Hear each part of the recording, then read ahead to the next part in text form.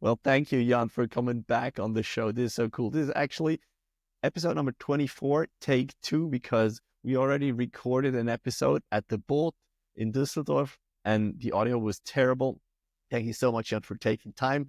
I'm going to introduce you real quick. You're a foil designer for Ensis in Germany, and you've been with Ensis for a year. Let's just have the listeners get to know you. And maybe you can tell us, how do you get on the water? How do you get into water sports in the first place? Have you always been on the water as a kid as well? Yes, first of all, thanks for having me here. Thanks for the invitation. It's really a pleasure to talk to you and to talk to you again as well. So water has been part of my life since ever. Since I was born, I started sailing in the Optimist. I had my proper sailing license even before I had a moped or any other vehicle. I spent a lot of time for surfing, windsurfing, raced regattas, and sailing. I developed the wave energy device for power, for energy generation for a couple of years. So yeah, and now I'm in the foil industry. So I can definitely say that water was part of my entire life, sure. When you were a kid, you sailed Optimist. Did you sail regattas as well? Yeah, I did racing. How old are you? Because we might have sailed against each other at some point. I'm 40. How old are you? I'm 38. So actually, maybe we have to check that later on, because I was at Lake Constance a couple of times to sail regattas. Usually no wind, but yeah, we might have met before. So let's check that later. You're a mechanical engineer, and you said you built that wave power plant. Can you maybe explain what that is exactly? It's a device, or was meant to be a device to generate electricity from ocean waves. So no tidal power plant, really a wave energy power plant. It was a buoyant body, half submerged, half emerged, so close to the surface, with 3 ropes, and it got aligned to the wave crests and activated by the waves, and the ropes transmit the force and the power, so you could generate energy from that. That is very interesting. But that didn't work out, right, at the end? It worked out, definitely. It worked. We fed energy into the grid. That was really successful. But the solar price dropped at that time dramatically, and the concept works. That was definitely a success, but on the other hand, still the price per kilowatt hour was not reachable. So yeah, I left that. All right. Well, that's too bad. But when did you start designing foils? Have you started wing foiling and thought, well, this is cool, I want to do that? Or was that even before? Because obviously foils were there way before wing foiling and surf foiling and whatnot. I didn't start with designing foils. My way into the foil industry was more through other parts that were needed, like foot strap plugs, like injection molding parts for surfboards, for foil boards, wind foil boards. And the thing that I design, everything that is below the board, came later on. So the core to design the foil itself came later than the contact to the industry. But when you did these other parts, were you thinking all right, people are going to need that, I'm going to design that and go to companies? Or were you already were people hiring and you thought well, I'm a mechanical engineer, I can build that, I'm going to help you out? How did you get into the companies actually? Andy Wittmann, maybe known as Shaper from Indiana and Ensis, foil developer at Indiana and Ensis, owner of the custom board company VAG here in Constance, connected me. So that was really my way into this world. I came to Constance, saw this workshop, got really big eyes, and immediately started working there. And we built boards together, I think, for about 2 years. And that was the time when I started doing this injection molding parts, for instance. This is so cool. So you worked for him or with him back then? With him. It depends. When I helped him building the boards, and his partner, that was more for him, and starting this injection molding parts was more with him. We are really close friends now, so you can't distinguish that clearly. And he's such a cool guy as well. He's so knowledgeable. He's done it all. It feels like. And I was at the Boat. We went for dinner once, and it was super interesting. He has so many stories. Maybe I should ask him to go on the show. at another time. But let's come back Definitely. to you. Eventually, you started with the foils. How did that happen? Did you feel like, well, I have this idea, I want to design that, build that, or was Andy saying like, all right, these are some guys, they need some foils, they need innovation. How did you start with the foils? I think it came through pump foiling. I think I was quite early dog starter or pump foiler. I learned yesterday that my power pumper head number is 123, so Oh, quite nice. easy. I had a longer talk with Devin, and he told me that number one Oh, two this is three. so cool. I think was quite early. When was that? Mhm. 2-3 years ago, or something like that? At least, yeah. I checked that you can Yeah, we're gonna add that. a I picture with was you in your definitely not hat the and first. I was definitely now he always continues with writing the number straight into the head. oh, So really? everyone Nice. who will receive a power pumper head right now will know his number because it's written in the head. Must be in the like 5 digits or something, like, right? Must have been many people. We didn't talk about that, but we can ask him. Yeah. Yeah, actually he's also going to be on the show. He has a lot to do at the moment. He's going to be on the show like in maybe 10 episodes. So subscribe, follow, whatever. But again, let's get back to you. You started pump foiling early, you said. I started pump foiling quite early. I was definitely not the first, and I think that gave me the experience to know what is needed to have a good pump foil. I had experience with different foils, and yeah, I think in this surrounding here, that was quite a good base to start with, and I was quite What wigs did you pump? What brands did you pump? Indiana definitely. And Ensis at that time. There was this one beginner foil from Indiana, which is still a top recommendation. This first, it was called 1100p and afterwards 1190p. Those were the ones that you stuck over the fuselage, right? Yes, that was Yeah, the okay. first one. Yeah. The connection you never Can never take off. You never take off once it has seen the salt water, and you do not remove it immediately. All right, but then Correct. you got approached by Andy, by someone to build your own. Yeah. But you've never designed a foil before. No, but when you're interested into something, you can do it. You can do it. I think my studies mainly teach me not the knowledge, but how to get the knowledge and not being frustrated on that way, but dig into it deep. Can you maybe, well, let's get into that. Like, what was the first foil you actually designed yourself? That was 1396 from Indiana, which was meant to be the perfect flat water paddle up foil. So at that time, we saw this Kalama-shaped longboard and the first guys going out of the water just by pumping without any paddle. So that was clear. Okay, we need something in that range. What was your approach there? Do you start reading? Do you look at other foils and like, oh, that looks nice. That looks logical. I'm going to take it from there. How was your approach as a first-time designer?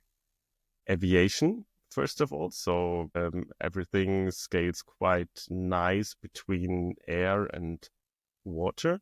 So definitely everything that you can find about aviation. Other brands, I mean, the cheapest prototype is what you can buy from others and just test it.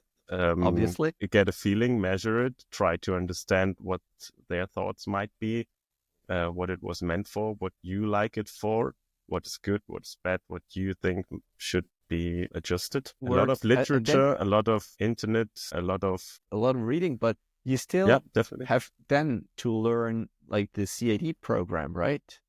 Which is also, I imagine you having some image of what you want to do in your head, but then you have to digitalize that.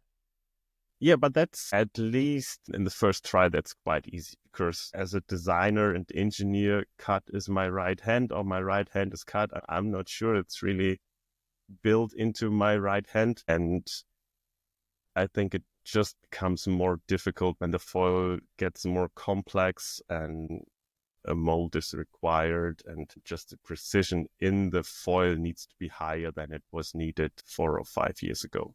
4 or 5 years ago, you could send the factory any file and they would do something that would be sufficient for the market. And today we really have a very high level at all brands, and you really need to be precise on every detail.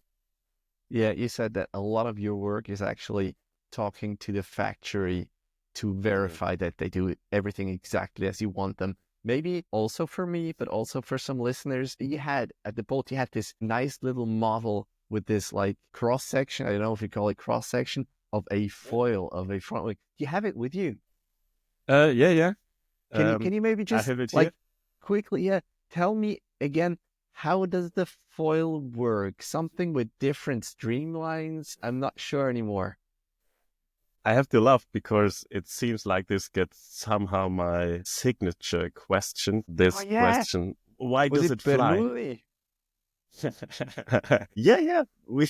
There are just two simple reasons. One is, I would call it deflection. So the water hits the lower surface, gets deflected downwards. And maybe you remember Newton's third law. Every action has a reaction into the opposite direction, which means the water that gets deflected downwards creates force that points upwards, which is lift, which is what we needed to fly. And this is the first aspect. The second aspect is related to the fact that the distance of the top surface is longer than on the lower surface. So if two particles arrive at the front and they have to split up, they need to arrive at the trailing edge at the same time.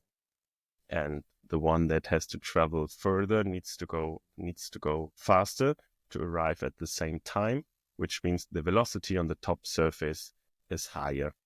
And this velocity difference between the lower surface and the top surface creates pressure difference. That is part of the Bernoulli effect, which says the faster the velocity, the lower the pressure, vice versa. And yeah, the pressure on the top side is lower than on the bottom side, and that creates lift as well. And the bigger that difference from the top to the bottom, the more lift you have. Sure. So the more, and the is that larger the chord? surface, This thickness, is that the chord or what is that called? the thickness of the thickness, Just the thickness. distance What is from the chord? the distance, the straight distance from the leading edge to the trailing edge. So, sorry, exactly that distance here. Okay. All right. So, Yeah. thank you very much for that basic lesson for me. So you built your foil, you said you looked at aviation, and I sent you a little audio message because this afternoon I was outside and we have a lot of birds. We have like this Milan, this bird of prey kind of, and they glide around the air, and they have the wings. They look kind of like one of your foils, one that you made, the stride. And then I saw the back wing, let's call it their tail feathers. They look different. They had this like V shape kind of. And I thought, well, if that works for birds, shouldn't that also work for us foiling? Or is that just because due to the feathers and not carbon fiber that they have to build it like that? Have to be built like that? Can you say anything about that? First of all, I really liked the question, and I had to laugh a bit, and I thought about it for a couple of minutes. And of course, first of all, Bionics, in mechanical engineering, Bionics are always a great inspiration, and to check how nature did it and try to transfer that into really human technical solutions. Regarding the Milan, I had no time to really do a proper investigation on it, but I think that the tail feathers do not create a downforce like our stabilizers do. So that is a huge difference. So it's more like steering maybe.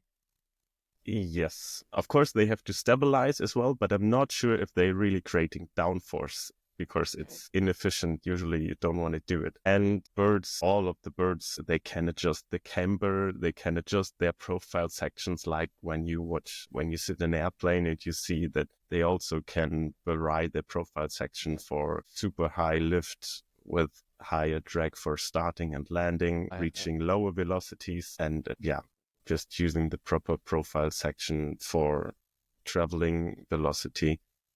That is something that is not possible right now in hydrofoils. We just have this super stiff, stable, continuous system that can't be adapted so far. Of course, there are visions to do it, to blow up something or to pump it, and you get thicker profile section for more low end and so on. But I think this is still, it's not reachable yet. It's still a journey to go there. But yeah, interesting to investigate that. Thank you very much. The only stabilizer that popped into my mind, I think, is from Armstrong. They really did stabilizer called V something that really looks very similar to this tail feathers. But I've never pumped or folded it, so I don't know anything about the characteristics of this Armstrong V-shape stabilizer. I'm not sure if it's part of the current program. All right. Well, if it were any good, people would have copied it, and it would be all over, right? So it still can come. We're the journey just began, so it still can come. All right. Maybe you just pop this idea up, and next week every brand will release a V-shaped stabilizer. Yeah. Let's talk about your work. You're only digital. You told me you're not actually like working with carbon fiber, but you're digital. And my first question is, if you design something, if you have your idea, you design it, and then you go pump it, do you test them yourself? And if you test them, is it usually, yes, that was I was going for? Or sometimes you're like, oh, well, that is nice. Or, ooh, that shouldn't be like that. How is the difference the difference in your math and the feel? Is there a difference? Sure, there always is, because there are no values in the simulation telling you, oh, this is a great pump foil. On the scale from 1 to 10, this is pump foil. Yeah, there are lots of different tastes and pump styles and priorities. What makes a pump foil a good pump foil? And of course, when I test something, there's a bit of everything. Sometimes I'm really surprised. Sometimes I find something I've never expected. Sometimes I'm surprised that it's really bad, and you learn something from it because it's really bad. Do you have an example? Maybe a good one or a bad one? A really good one was a profile variation in the latest Maniac step, the 155. Where varied profile sections in the stabilizer and pumped them and expected a few differences, but one difference I didn't expect at all is, or a criteria that I had not so clearly in my mind, maybe describes that better, is the capability of finding the proper glide point. So what I mean with glide point is you pump up to the maximum height without reaching the foil, and you just stand still and ride down the entire height of the mast. And often with a setup that is too agile in the pitch direction, you lose some height by finding that point of the right balance, keeping you the speed, not investing too much of your potential height, and getting to the maximum distance. And with this profile variation, to come back to the question of these stabilizers I did there was one profile that really surprised me in that aspect of finding this balance point for the perfect glide really, really easy without losing other important characteristics like pumpability, that you can push it, that it gives you control, and so on. That was quite positive. I never looked for that aspect, but I found it by accident, to be honest. Yeah. Was that the one you gave me to try at the boat as well? Yes, exactly that one. Yeah, it was really true. It was super nice, really. And as soon as you're in there, you're super stable again. So it's really, for me, for my abilities, it's super, because I'm not the best pumper. So that's really nice. Without giving away your secrets, can you tell us what the thing is, why it works so well? Or is that too much of a secret? And you say, like, yeah, I'm not there. That's too much of a secret. All right, good. So just go and test it, buy it. What's the name again? 155. All The right, main so you just have to go and look for it yourself. Good. Then what? We're not going to get into that. Which foils from Ensis are yours? The Stride series. The Stride series, so That's the mine. pump series. That's the Pump series, exactly. There are two winging series, the Pacer for the discoverers, the Infinity for the advanced and professionals, and the Stride as a Pump series. All right, very nice. Yes, I tried the ones that you brought at the boat. It was really nice. And for me, it's really an easy foil, which is nice, which, yeah, suit my abilities, which is really cool. Easy, but without being excited for an advanced rider. That is always important for me. A It's foil not boring. can't be too easy to start and to dock start. That can't be too easy, or you step down one size and then it's challenging for you again. That can't be too easy. The takeoff has to be easy, but the foil needs to deliver the right stability combined with the agility if you're a professional or advanced rider to make it not boring. That's also It's not super boring at all. important. No, Super no, no. important. There are easy don't get me wrong. foils I step onto and then, okay, what to do now? Yeah. No, really, no, they're not boring at all. Don't get me wrong. Just a question. If you design these foils, is there your signature on these foils, or can we see that Jan made those, like made by Jan or something? Unfortunately not, no. So, but that's okay for me. I think they have my handwriting. Somebody who knows me will recognize that they are made by me. And other than that, that's completely fine. Yeah. but you were also in charge of, or in the team of building that monoblock system, those connectors, right? Yep. Can you tell me maybe how did that happen? Did the guys from Ensis come to you and say, we need to change, we need to have something better? Or was it your idea and he said, we need to change something here, it's not perfect yet? I did the work. I designed it fully. Still, I got support from the other team members, but I would really say that that was my main work. But the initial task that we have to do better was not my idea, to be honest. So I was not really convinced that we need it or will need it. And just that I made it, I realized, okay, it's so much cooler. It's so much more efficient. It's one connection less. It's less screws. It's really, it's so sexy in the shape. Why is that? That's ace. Why is it so good? What makes it a great connection?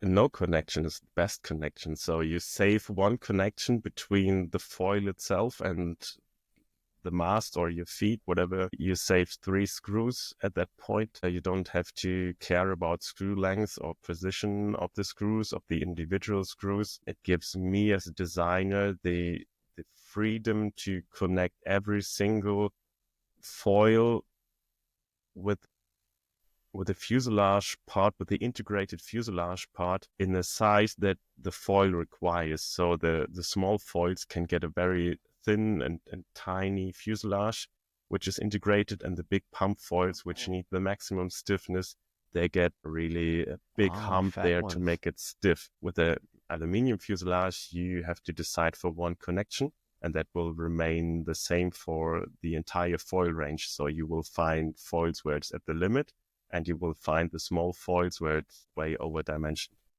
All right, that makes a lot of sense. Have you tried building something or designing something without screws as well? We thought about it. I haven't done it because I'm too skeptic still. The system that will be released is, at least from the videos, quite convincing. I think it's well done. I really like it. The one where you like put it in and then have this hook?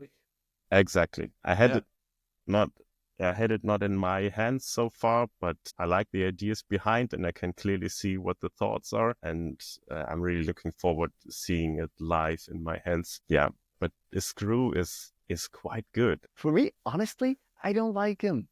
I don't like them neither, but technically it solves the problem quite well. All right. There's a reason why there are so many screws around us. Yeah, from the technical point of view, it's just too easy and too good. All right. Well, all right, then that's just what it is. How is your job at Ensis, or are you there? Are you hired by Ensis? Are you a freelancer? Do you wake up in the morning and have a list of chores to do, or how is the work organized? I'm a freelance engineer. That's correct, but it's quite continuous. Although the workload is varying for sure. Yeah, and I have a long list with things to do. What's next? Always need to tell us adjust about the what's priorities. Sorry, pardon. Can you tell us what's next, or is that secret as well? Next for tomorrow. Maybe not for tomorrow, No, but that's like in the secret. next couple No, of that's months. secret. Sorry. All right. All right. Good. So we just have to. But there are also lots of quite boring tasks like quality control, quality checks, feedback forms for the manufacturers, and arranging proper design packages with the graphical design and the drawings and the CAD models, the 3D files, and so on. It's getting all that together is a huge part of just communication with Okay. lots Have you of ever different visited parts. the factory?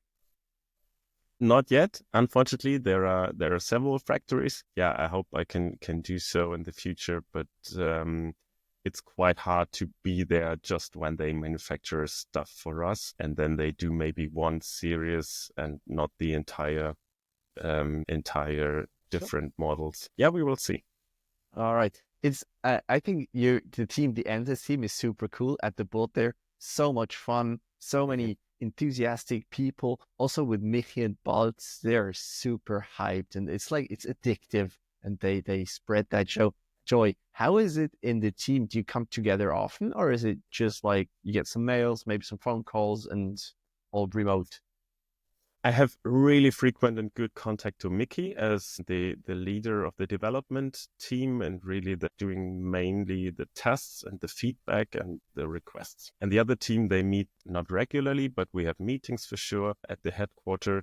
We have yearly meetings like this dealer meeting in Spain yearly, where we meet each other, and it's really nice being in contact with all of them. And just as you said, it's not only Balz and Michi as the showman in front with a good mood and always having a good time and a party and being easy. There are also lots of people behind in the background which support the company and the good mood a lot. I think it's one of the Ensis principles is really to focus on working together with people you like and you like to spending your work time with. And that's what I really like. And yeah, for me also ensures that I work together with people I like as well and like to work with. That's really part of the good mood and what I really like about Ensis. Are you 100% with Ensis, or are you doing work for other people as well, maybe other brands as well? Other brands and other customers from completely different sections, like medical engineering, like other fun sports, like automotive suppliers, really diverse. All right, and still work with Andy as well? Yes, sure. That's so cool. So, but let's say I don't have that much epoxy in my hands like a couple of years ago. I regret that, but you can't do anything. I like to work with my hands, and from time to time, yeah, I like to do it, but you can't do anything, everything. And you're a dad. You have a kid. Do you still have time to get on the water yourself? You were on the water today as there was wind. There's not a lot of wind at Lake Constance. Do you still have time for that? To be honest, it got less, sure. And I think that is the main reason that makes pump foiling so attractive for me, because you have quick travel to a spot, you're ready quickly, you can have a break and do a picnic with your family and go back on the water. You can see them, you can wave, and the conditions are always nice when you like pump foiling. Others like hanging around at the beach. It's not like getting sand blasted at the North Sea in a storm. I mean, what should your family do there? That's just stupid. You have to do this with your with your friends and colleagues, which do the same stuff, but not with your family. But still, a question I ask all my guests, if you can choose the location, the wind, the weather, the sport, which sport would you do and why? Surfing, probably. Really the old-fashioned surfing, because perfect conditions for surfing are so rare that I would, if I have a free wish, I would, choose that. Do you Yeah. or did you surf at Lake Constance or the little one just next to it? I saw people surfing there, like wave No, riding. wasn't me, at least. I'm not sure if it was you. No, definitely not. I haven't done it. Like at the Reichenau, or what's the island called there? Yeah, Reichenau. Yeah, And where, I, where I, can I you surf saw there? I saw people surfing there. Yeah, like with short A boards. wave. Yeah, wave surfing. Good. All right, so but it wasn't you. So you will go surfing Yeah. without any crowd, which is always the problem. You were on the water with the Roger today with the Parawing. Yeah. Is that something you're gonna continue doing, or is that something like I'm trying it, but I'm going back to the wing because it's more comfortable, it's more stable and whatnot? You're a beginner again. And you need the motivation to leave out a couple of really, really excellent wing foiling days. That's quite a tough price. On the other hand, I always like to feel something new and to get to know it. It was really interesting again today. I learned a lot. Learning curve is always, quite steep in the beginning, as everywhere. I definitely will continue it. For me, it's quite clear that there are disadvantages, and you always get the profit from a power wing when your idea is to peg it away and do some downwinders. When you're just going from left to right, I don't see that there's so much of an advantage. That's not the case where you should use the power wing. But for downwinding, it's way more realistic to learn downwinding with a power wing compared to pure paddle. And I'm really Were you excited where going the left journey and right goes. today, or did you pack it up and went down with the waves as well? No, it was my very first session. We come back to the question: how often can you you use Go on the the water water. and go in the water? Yeah. So I think the Roger has been here since the last week of December or the first week of January, and today was really my first session, to be honest. Wow. Did So you I use was going left and right. Definitely, I drifted leewards by accident, to be honest. Yes, sure, as well. It was not easy to keep the height without foiling the entire time, but it gave really good feeling what might be possible there, and you need to learn it. I mean, So you can maybe from a standpoint of a beginner, I'm sorry to call you a beginner, but I'm a what discoverer.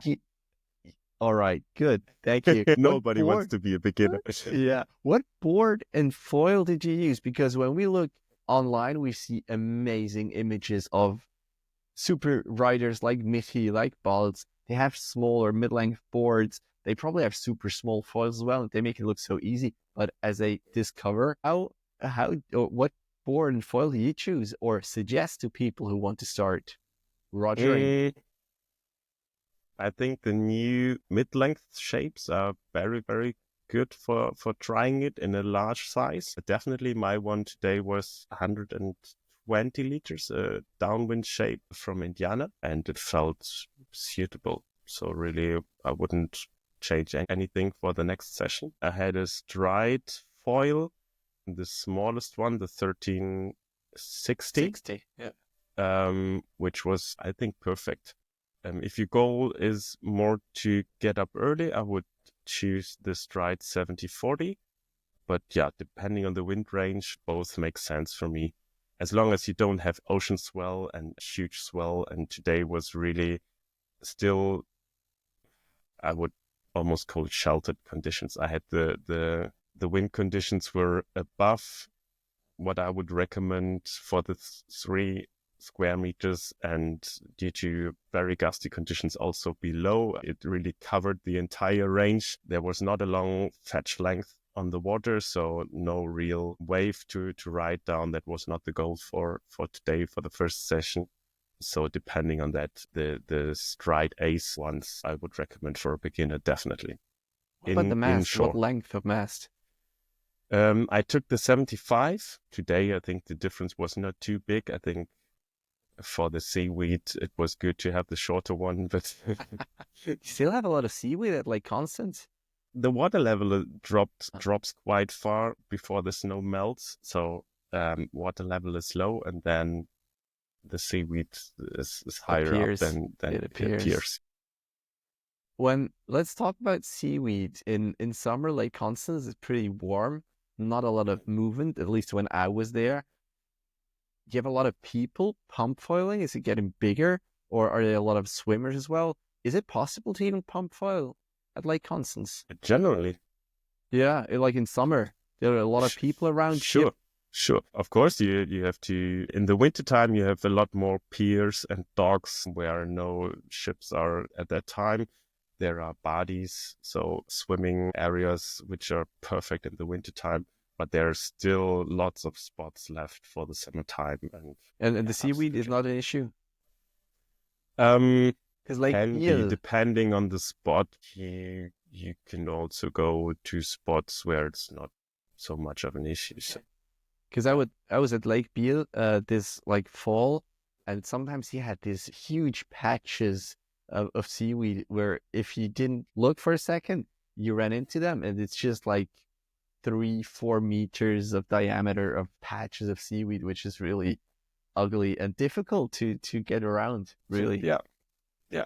And you have kids, right? You have 1 or 2 kids. 1.5. So there's a boy 2.5 years old, and yeah, in true fashion book style, there will be a little daughter joining us next summer, and right now old. Yeah, That is even less time for you to go in the water, but super happy times still. again, yes. So the boy's not on foil yet, I imagine, but he looks at you and maybe joins you. He mimics the movement. He mimics the movement. He just he bends his knees and swinging his arms. And the most important thing is a big splash at the end, throwing on the on the floor and screaming splash. And then he's just laughing and doing it again. For a couple of times. That is super cool. Listen, Jan, I'm actually pretty much through with my list. Is there anything you want to add? You want to tell the audience something about you, or maybe some future plans? What's coming for you, except for your daughter, obviously? What's coming? I just sent out a really long mast to the factory. Pretty long, pretty slim. Especially 12.8 millimeters is the maximum thickness of the mast. How long is it? Yeah, 96 centimeters. Nice. That is interesting. Is that a 3D printed model? That is a 3D printed model. Yeah, I really need that. Everything on the computer is always the size of your screen, no matter if it's part of your watch or if it's an entire power plant. It's always the size of the screen. And I need to feel it, especially when water should flow nicely around it. You can model it. There are lots of tools in the CAD with zebra stripes, with different colors to analyze the surface. But at the end, nothing is as good as the feeling of your hands. And that's why I print almost everything before I send it, just for a final check. Yeah. What are the difficulties of such a long mast? I imagine it needs to be super stiff, and the longer it gets, exactly. the harder it is, right? That's it, especially with the thickness. The challenge is the bending and the torsional stiffness. Absolutely. So there's ultra high modulus fibers required to make that happen, and how much and which layup we need to check out right now. But I'm quite optimistic that it will be really nice. Yeah, not for pumping. It's really something different, but yeah. It's more for winging or even it's for kiting. winging. All right. If you have, it's for the ones that. Sorry for. No, go ahead. Interrupting. It's if you can lean towards the wind, you get a better lever with your weight, like in sailing a keel or a counterweight. So you could put more pressure into the wing. You can go faster with it, not only because it's slimmer, but also because it's longer. And the other thing is that some people really might like it when they have very choppy conditions and you really bounce to all the wave quests on top of them, and you can just fly a little higher without breaching and overcome these choppy conditions. These are the two cases where I think this mast will make a lot of sense for the people, and people will enjoy it there. Yeah. If you have a mast like that, do you tell the factory exactly what layers they need to put in, or is that someone else's job? Like what the core is going to be, what kind of high modulus carbon and whatnot? We define some of it. We have to take what is available at the factory. You can't get any kind of fibers in every factory. And then we talk about it and discuss that and agree on the final layup on the amount of kind of fibers that should be included. I build a mass test bench here, so every prototype gets measured on torsional stiffness and bending stiffness, so that we can compare it with other models and can compare different layups, and then finally agree on the best compromise of price and performance.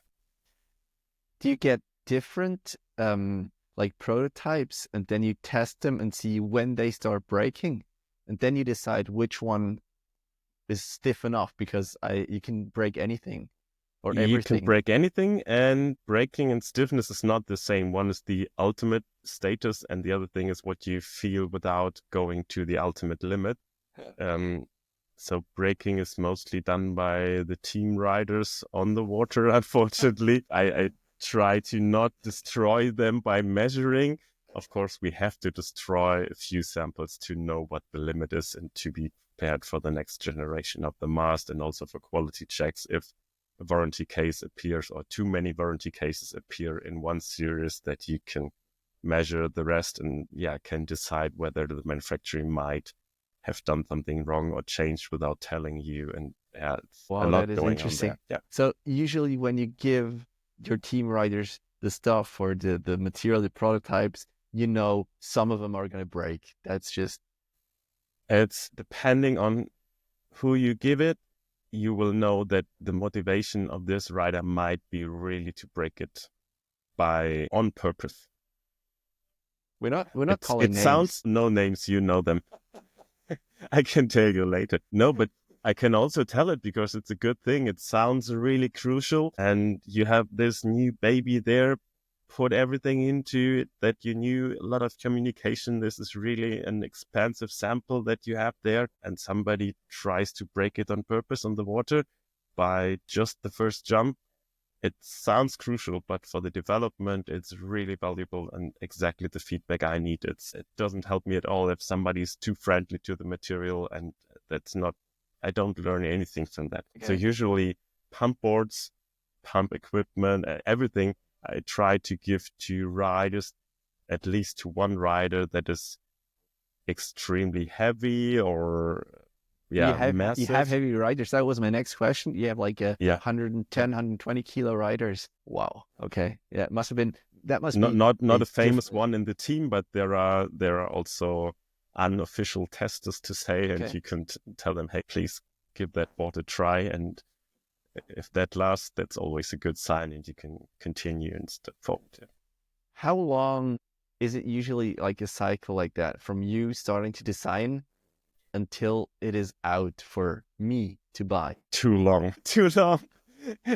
It's really the case that when I see my products popping up in the social media and people start loving it and using it and giving the feedback, it's for me, it's sad, but it's already old. We have to be already on the next thing and develop further and think further. Often your thoughts on the last products are already evolved and changed a bit, and you get the feedback sometimes too late.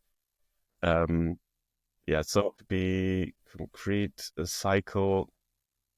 The good thing is we always get something by air freight, which is quite fast. If it has to go to the container, like the huge amounts of boards and so on, that really takes a long time, again, half a year. Okay. Really with mold manufacturing. So the initial briefing, first concepts, maybe a manual prototype in Europe, testing that, finding the conditions to test it. For a pump foil, that's easy. For a wing foil, it might happen that it takes 2 weeks before there are proper conditions to test it. Test it in different setups, maybe another round of prototypes built in Europe, then preparing the final drawings, the final model, the final drawings, the final graphical design, the tech sheet for the sleeve, specification of the screws, and so on. Then you send all that package to the factory. They have to start building the mold. That usually takes 2 to 6 weeks, depending on the workload. Then they start cutting all the layups and the ply kits, pairing everything. Yeah, All right, until then you half have a year is not that final. long, actually. Yeah,